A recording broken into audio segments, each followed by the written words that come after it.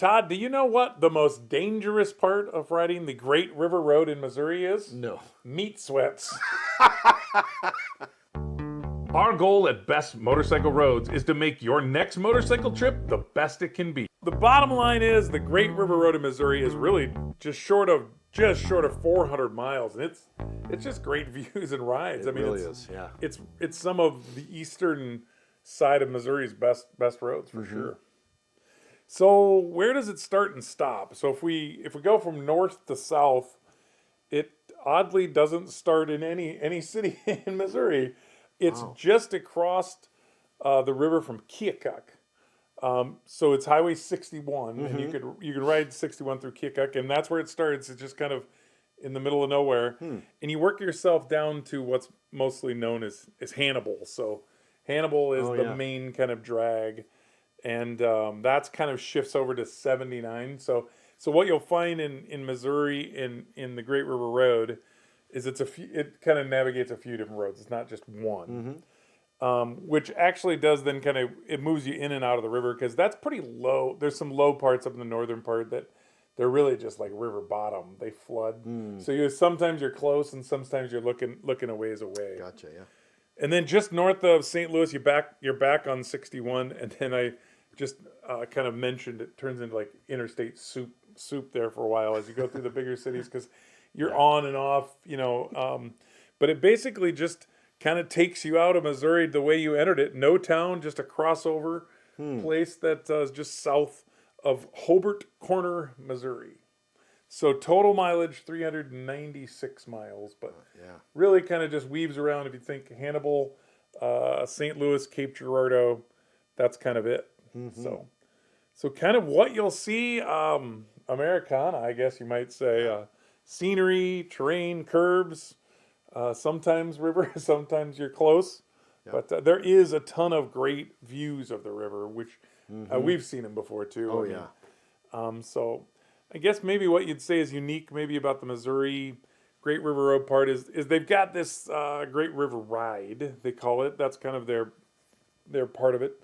That's Herman, Missouri, which is a lot of just historic towns, what you might think of, but has like a dozen wineries in it if you're into that. Yeah. That's New Haven, again, another historic downtown with some really nice photo opportunities, which takes you all the way down to Washington, Missouri, which we'll talk about one of the restaurants that started there. But the ride really does, and as you get into the river areas, river bottoms, lots of curving roads and kind of stuff that we love. That's and my the favorite woods part too, about I think. Yeah. Just kind of a cool, what you think of when you think of river roads, river towns. Not the bad ones, but the good parts of river towns. Right. And when you go on the weekdays, we've noticed this as well, as its traffic's pretty light. It's good riding. 5 locks and dams. So we've talked about these in Iowa and Wisconsin before, but if you've never seen a lock and dam, you really need to take time to watch a full cycle. It's Absolutely. Just amazing Yeah. how much water they can displace and change and move, and then especially if you get to see a barge, because you're just like, there's no way that thing, and it just eases its way up there. There's a great Mississippi River Bridge that crosses at Cape Girardeau too, so that's kind of a cool one because you ride right down the middle of Main Street and then right across the river bridge, it's pretty neat. So if you think about historic places, the big thing all around Missouri is Mark Twain. His boyhood home and museum, that's in Hannibal. I've never been there, but when you're in Missouri, you see everything's Mark Twain. It's Mark Twain Caves, Mark Twain this, the Mark Twain Forest, which is not officially on the Great River Road, but pretty amazing. Yes, yeah, we've ridden through there many times. Yeah. And then I'm always just amazed at how much Civil War, I didn't know that, took place in Missouri. So there's a barracks that was on the south side of the St. Louis suburbs that's right on the Mississippi River. And then there's also Fort D, that's in Cape Girardeau, and apparently that was an artillery post that was over the river. And you can find that as you drive it's kind of one of the best cruising roads there is Highway 61 between St. Louis and Cape Girardeau. So, and then also Ulysses S. Grant National Historic Site is also located in St. Louis County, and his farm, I think that's called White haven, which was where he was at before the Civil War. Oh, okay. So a lot of really interesting things. Yeah. Yeah. Yeah. Great riding there. Yeah. So some of the places we've always end up is lunch stops. And the first one I don't think you've been to, but was in Hannibal, is called Big Muddy Barbecue. So you never know if you're really stopping for ribs when we first came there or unleaded. So gas station. It's gas station and rib shop. Gotcha. But during the 2024 eclipse, it was pretty early in the season. We were meeting Chris, who was coming from Chicago, and that's a really good spot. It's a good meetup spot there. So we found a rendezvous point in this Big Muddy Barbecue. And, well, it had some great reviews and a parking lot, and that's the two things that we needed to make it happen. So, yeah, we rolled up, and Todd, it's 80% gas station and 20% barbecue joint. It is not flashy, but it wasn't before you could smell the fact that it was going to be a good place to eat. Yeah. The day that we were there, unfortunately, there was only one guy running the place, and there was a line, so it was a little bit of a wait. We crammed 5 guys into every typical barbecue place's little, the planted booths from 1965. Right. But it definitely had survived a few things. But man, the barbecue was good. Yeah. I remember getting this thing, like the snacking basket. It was ribs, a little bit of everything, pulled pork, Brisket, tips, I suppose. Yeah. Yep. And then they'll let you tack on a few extra ribs for a few more dollars. Nice. So I definitely did that. The booth was cramped, but the food was hot, and we had a good time, and it was a good stop.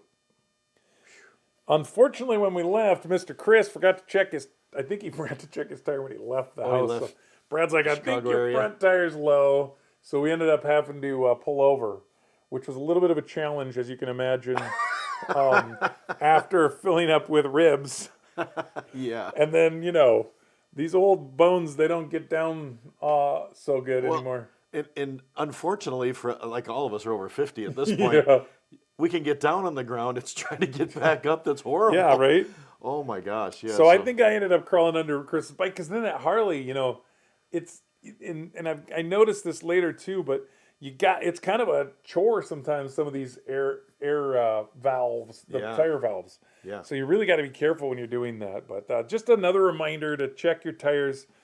I know we always Right. get up late, we're packing late, and you forget to check the tires. Now, some of the modern machines like ours have tire pressure gauges on them, which is super handy. Yeah. Still doesn't help you get up after you have to fill it up, but it does tell you. That way you're not 100% sure. But. So, this place was not really some grand plan. It wasn't a bucket list stop, but boy, it was a great stop on the Great River Road. If you're riding that, I would highly recommend it. Good timing. We went there at a good time. Good food. A little bit of a soft tire, but it gave us something to talk to Chris about. So. Yeah, razz them a little Right, bit. right. Yeah. A second place that's really close to the Great River Road is a place that you and I stopped at, actually, called Smoking Up. This was in St. Louis, right? Yeah. It's unfortunately closed now. I'm thinking it may have taken a tragedy of COVID, because we stopped there actually during COVID, and yeah. it was not super busy. No, it was. And it was the middle of the day. Middle of the workday, I think it was too. It wasn't a weekend; it was a weekday. Right. Yeah. So it was on our 2020 Tail of Dragon ride. We found this one the old-fashioned way, if you remember, Googling what barbecue restaurants are along this route. Along the route, yep. So, but again, closed now. But I just thought this was just old school barbecue. I mean, Oh yeah. I don't remember how long it was around, but I remember we go into the place and it's your classic old restaurant, or kind of like a celebrity style restaurant where there's pictures of people everywhere in there. There was. I mean, it was like wall to wall photos. Uh-huh. Kind of It like wainscoting, and then everything above that was The photos. pictures. And then just a few booths, if I remember right, or a couple, there couple wasn't tables much. or something. It was yeah. kind of a T-shaped, if I remember. Like It was, You yeah. walked in, and then it was like you walked down and ordered, and Yep. then out you go. And I mean, it wasn't like they changed the layout for COVID, but Yeah. I'm assuming it was more of a pickup spot for people to take That's out. what I was assuming too. It's kind of an industrial area, if I remember right. Yeah, it was right on the verge of like probably what old downtown and new downtown maybe. And then I don't know if you remember or not, but it was the pitmaster Reggie's birthday. I do remember that. So Yeah. I think we ordered, and then we just said, "Do we wait?" Yeah, they'll yell their name. We were like, "Can we go back and meet the pitmaster?" And he's like, Yeah. "Yeah, walk around and So see we him." walked around outside and stood Yeah. there and talked to him for quite a long time. Oh yeah, he was having a good old time.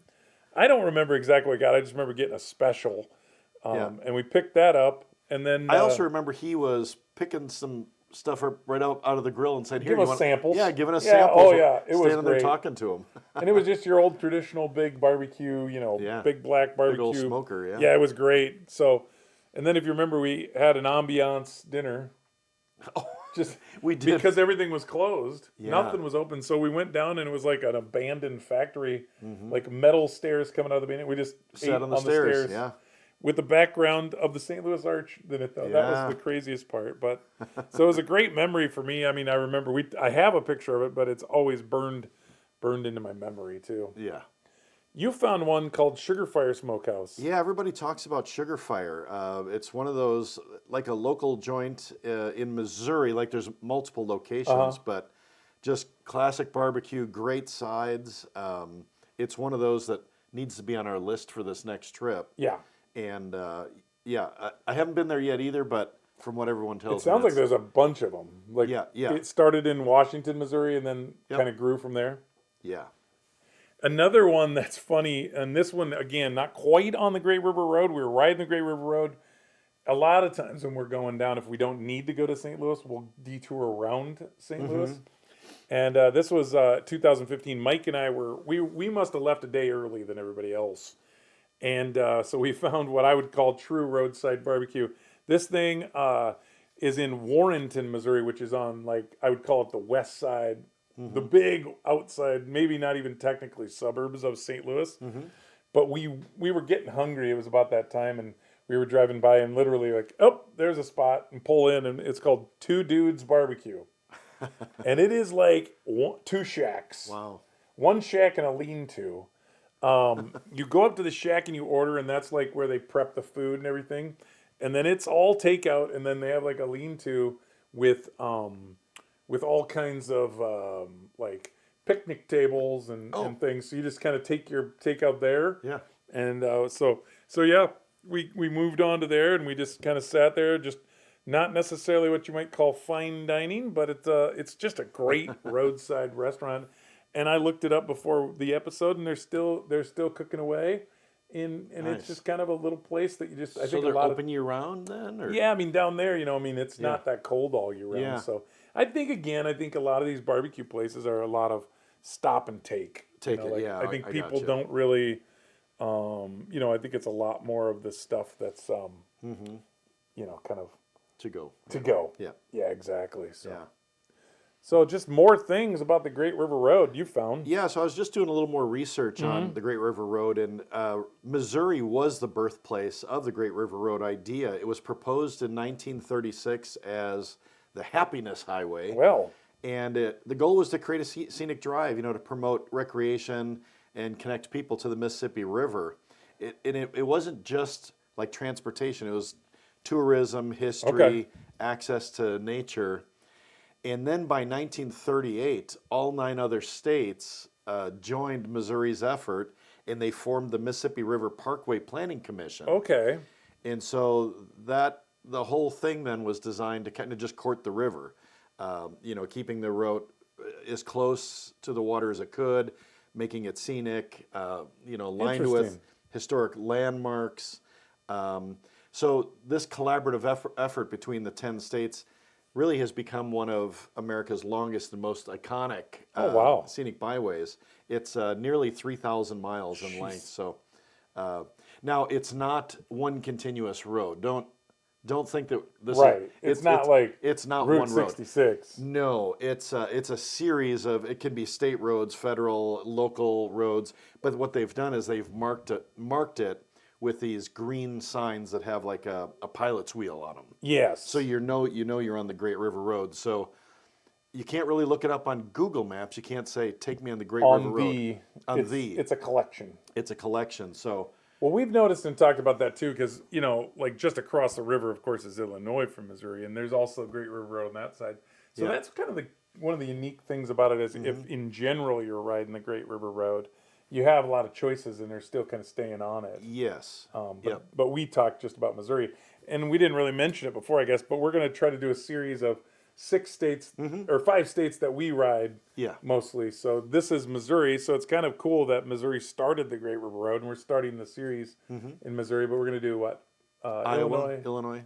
Yeah. Go ahead. No, Iowa, Wisconsin, Illinois, and then Wisconsin, We Minnesota. thought we'd end where it starts. Yeah. The Great River itself starts there. Yep. So yeah, that's Tascalate, cool. Yeah. I've enjoyed always it's kind of interesting for us from Iowa driving down to St. Louis because the Great River Road, or at least the road from that area of Iowa down through, it's really evolved over the last 15 or probably 30 years since, because I remember a long time ago when I'd go, it was all 2 lanes.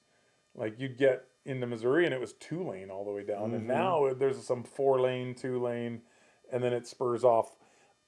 After Hannibal, you really go to the east side of Missouri and kind of follow some of those roads down. Now we've done that a few times, and it depends on speed and which way we're going, which way we go.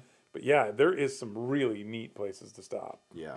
Yeah. Highly recommend the Great River Road. Absolutely. For motorcyclists. That's Yeah. fantastic. This is a section we call the Toolkit. We share motorcycle gear review, and other riding tips. In the Toolkit today, I guess I was trying to figure out what we may need, and one of them is a tire pressure gauge. Right. And you kind of want to, when you're picking tire pressure gauges, we've talked about this a few times, but small enough to keep close into the saddlebag, but check your particular valve on your bike, because I remember working on Chris's that time, and his was hard to get into. Yeah. He's got some pretty good sized disc brakes on that thing, and the tires are getting wider and wider, so it's hard to get one in there always. Yeah. Because sometimes you'll get one that has a 45 on it. And was those just are gonna say. those are tough. Yeah. Usually better off with something with a 90. 90. Yeah. And you'll have to get down in there. I mean, I remember when filling up Chris's there, I was laying on the ground. I mean, I was prone. Yep. And not only get one that maybe is a 90, well, check your bike, figure out what's best, but one that will lock, because you can't, even if you get it on there, you can't always see what the pressure reading is. So get one that'll lock the pressure. Yeah. Like you push it down, it puts then the you take needle it off, then you bring take it it up, off so you can actually read it. Yeah, that's a good point too. Yeah. Along with that too, I have a CO2 inflator kit that I bring, but there is some compact like 12-volt air compressors. But we were near a gas station, and a lot of times you are, but sometimes you end up kind of in the middle of nowhere, and to have something additional can really help out as well. Yeah. So, and I was thinking rain gear because of Missouri, and springtime in Missouri, as they say, sunny with a chance of downpour. That's the truth. And then we always recommend keeping rain gear in the right saddlebag. That way, if you have to pull off the side of the road and have to get it, you're not on the travel portion. You can kind of protect yourself a little bit with the bike. So we've been mostly using Nelson rigs lately. That's light, easy to stuff. Because like the cruddy thing is you got to keep the rain gear with you at all times. Yeah. But if you're not careful, you end up with one saddlebag full of rain gear and nothing else will fit.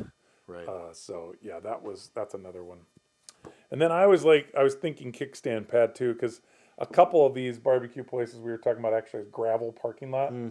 So kickstand pad just goes on the end of your kickstand and gives you a little more surface area. Yeah. So we talk a lot about we've used it when it was super hot in asphalt, but it's also handy if you have to find yourself at a gravel parking lot or sometimes grass. Grass or dirt. Yeah. Yeah. So it's always good to have a little bit more space there. So. Yeah, for sure.